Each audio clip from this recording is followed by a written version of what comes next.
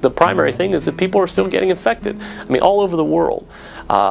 You know, we have over 30 million people worldwide are infected with HIV, and it's just not acceptable. This is something that, we have a lot of tools that we can put into play, but ultimately, a vaccine is going to be what we're going to need to prevent this illness from infecting people, this virus from infecting people.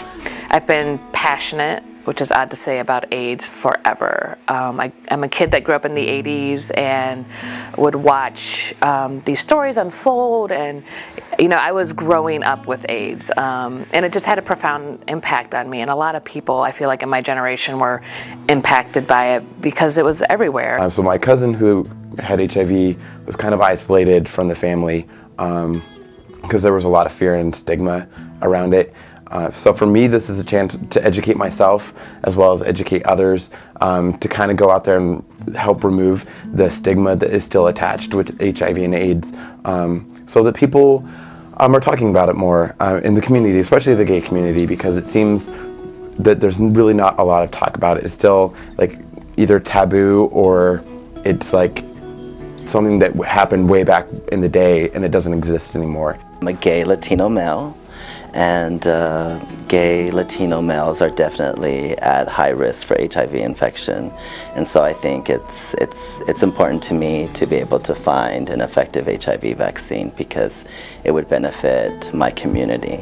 Lo que yo hago básicamente al momento de estar dando la información, y lo que la gente hace es que tiene miedo por ser infectada, pero no nada más eso, sino que a veces piensan que participar de alguna manera la gente los va a estigmatizar y van a pensar que ellos ya tienen VIH y entonces no los van a aceptar luego de alguna manera en la comunidad. Desafortunadamente en la comunidad latina a veces tendemos a estigmatizar, y yo creo que no nada más en la comunidad latina, sino en todas, y entonces nos puede afectar y la gente no quiere participar.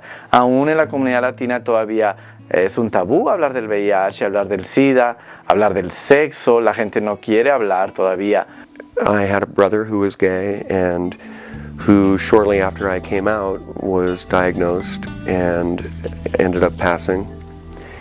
And at the same time, almost all of my friends who were my best friends were going down that same path. Well, Seattle has been an incredible place to do HIV vaccine research. Over the years, we have been one of the top recruiting sites amongst the entire HIV vaccine trials network in the US. And that's something that we all can be proud of. And that's why I was saying that the volunteers who step up to do these trials are really what this is all about. And that's what keeps us all going.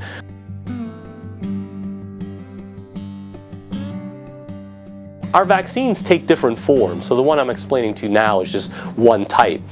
We may take these snippets of genes from HIV and they synthetically reproduce those gene snippets, and we put those into a vaccine. So these pieces go into the body, show the body the protein that those genes encode for, and it tries to get your body to make some kind of defense. One type of defense might be antibodies that want to fight against the virus. Another type would be to stimulate your T cells, which are a special type of white blood cell.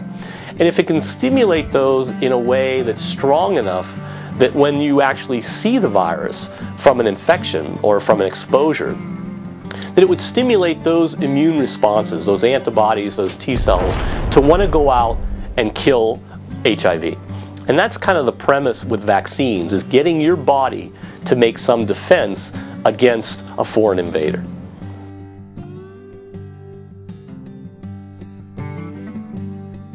There is no risk of HIV infection from our vaccines because they don't contain any live virus or don't contain any killed virus.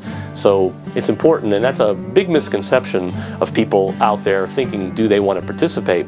Is some people think that they may be able to get infected by the vaccine itself, and that's actually not true. What attracted me to this study was I actually heard an ad on the radio, and I just called the number. I was really interested in it. And so when David came out to speak to our group at the Planned Parenthood here in Seattle, I was like, this is that awesome opportunity for me to do something more. There were so many reasons to get involved and zero reasons to turn my back on it. And I came in for a screening. I think they took a little blood, and then they called me and told me I could do it if I wanted. And so they really explained it, that it's, it's a piece of the DNA strand, and it's synthetic, and it's, it just looks the same. I learned more about HIV through being there, and see how valuable their work is. The staff were just so real, and they helped kind of build upon what it was that I believed in and that I was looking for. And they solidified my reason for being there. This will help us no matter what, negative, positive results. Whatever this study shows us will help us get another step further. So women have to be a part of the study because our bodies respond sometimes differently to things, and also because it's our people. It's women who are getting it. I feel an onus and a responsibility to make sure that if there's an opportunity for women to participate in this, that women should, and they should know about it.